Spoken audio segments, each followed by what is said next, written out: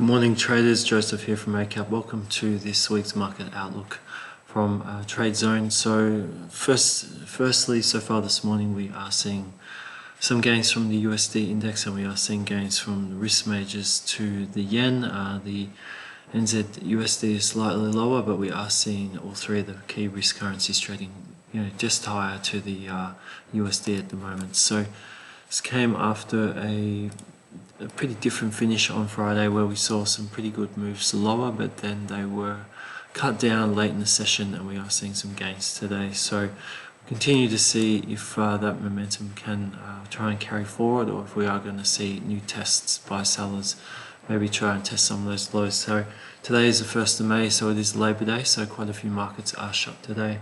There are bank holidays for the Chinese markets, for the Swiss, for the UK, and also for France, Germany and Italy. So things could be a little bit quieter than usual into the European session today, and the Asian stock indexes today might be a bit lower, might be a little bit quieter as well, with some key markets taking a holiday for today. So news-wise, First Republic remains a bit of a factor, so we could see it headed for FDIC receivership, some sources are saying, and they are looking for some of the major banks like JP Morgan and Bank of America to place final bids to help salvage the situation that First Republic is in. So it is seen as possibly going to be the latest failure and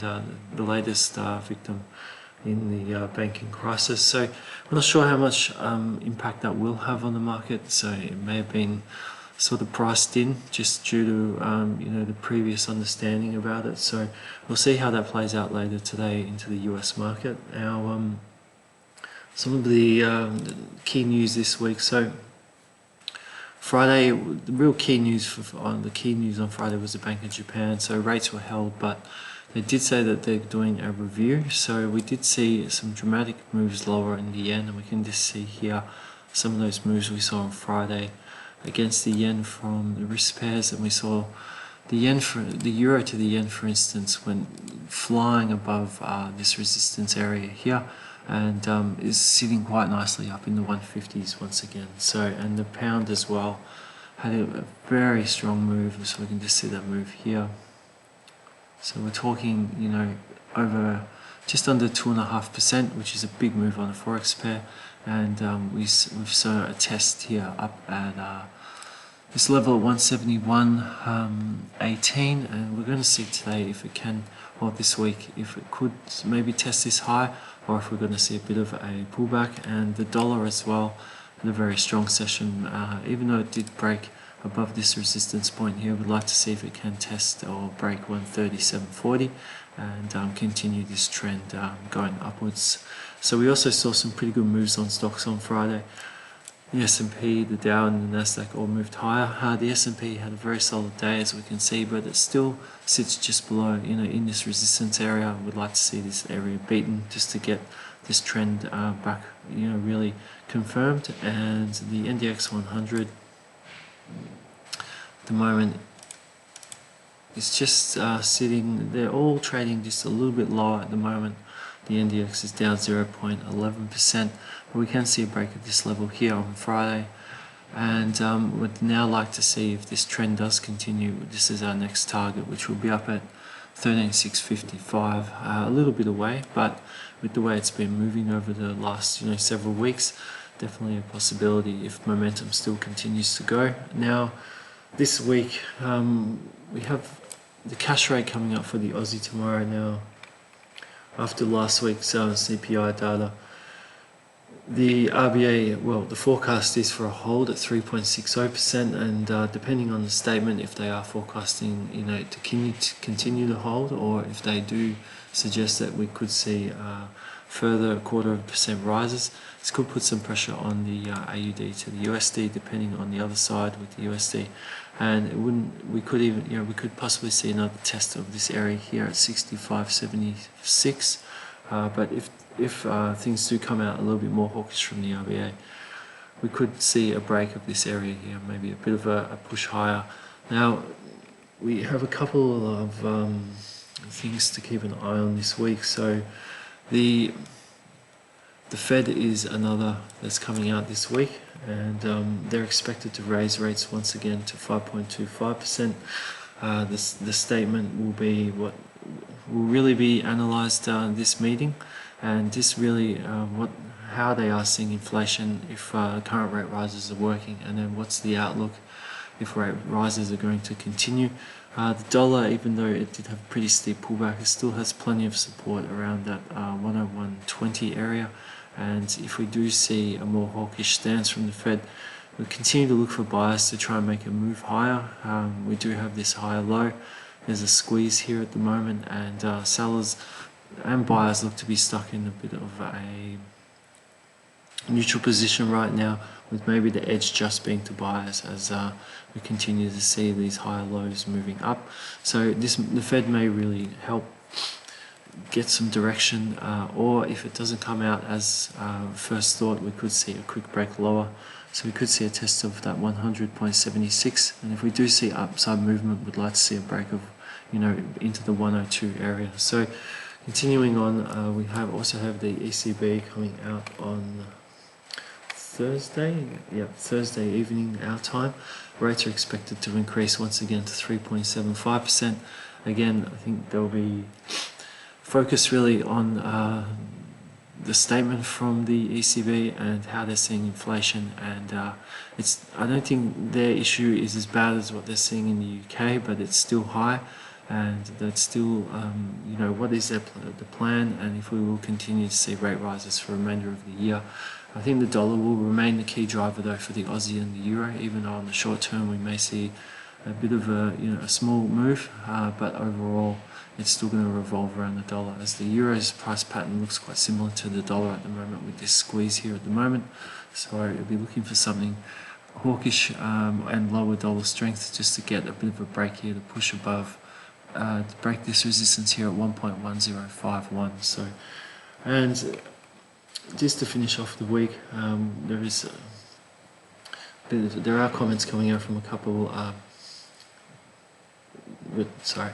There are comments coming out this week from a few central bank governors, and we have non-farm payrolls to finish off the week. So looking for 180k for the non-farm payroll, unemployment to increase slightly to 3.6, average earnings steady at 0.3%.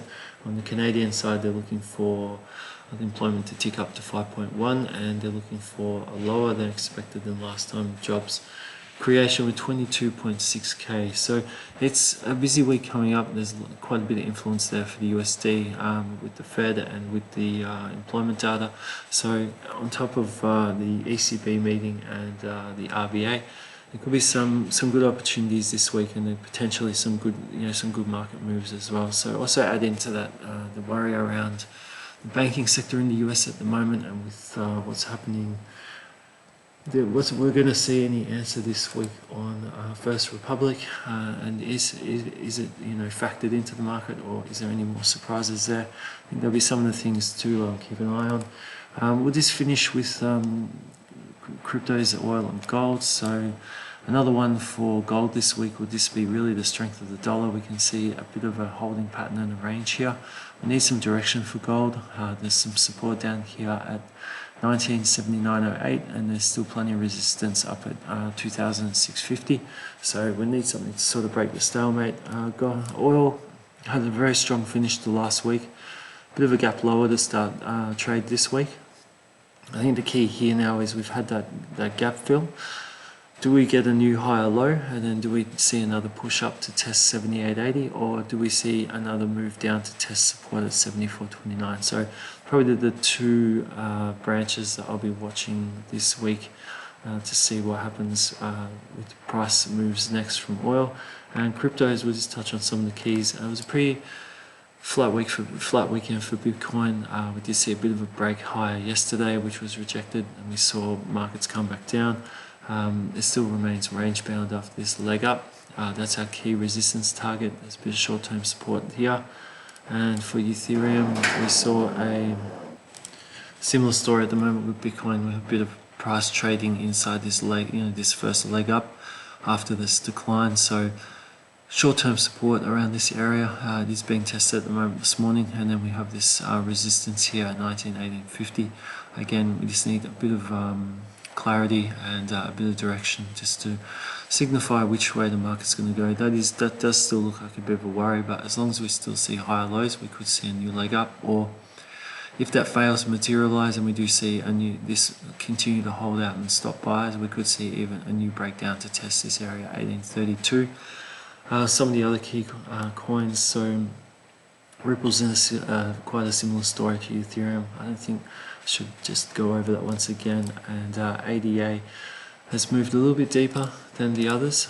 It's still seeing this leg up though, so we'll just see if we can see a new higher low form, and if we can get some support, and if we do see a new test to break this level, or like with the other pairs, will we see a new push lower to test this short-term support down here at 0.37. So that's sort of it for today. The ASX should be trading higher at this stage after some pretty positive leads, and after those strong US leads, we are seeing a gain this morning of 0.76%, and the DJNZ is just in the green as well. So we'll continue to just watch the US futures as well today, with what happened with First Republic, and if try and gauge some of the impact. But if at the moment they are slightly lower, but not too much lower. We can see here the US 30 is just ticking down 0.07%, and if we do see a new move up, we'd like to see this area tested and broken, just to show that this trend here is going to continue going up. So that's it for this week. So again, if you're local in Australia, the RBA on Tuesday, this what's being said about rates in the future on the statement. The Fed on Thursday morning, the ECB on Thursday night, and then the NFP data. So plenty to watch this week. So thank you very much for your time. Hope you have a fantastic week. Keep an eye out for our trading updates during the week, and all the best for your trading this week. If you have any comments or questions, feel free to drop us a line, and if you're enjoying our content, feel free to subscribe. Thank you again, and have a great day.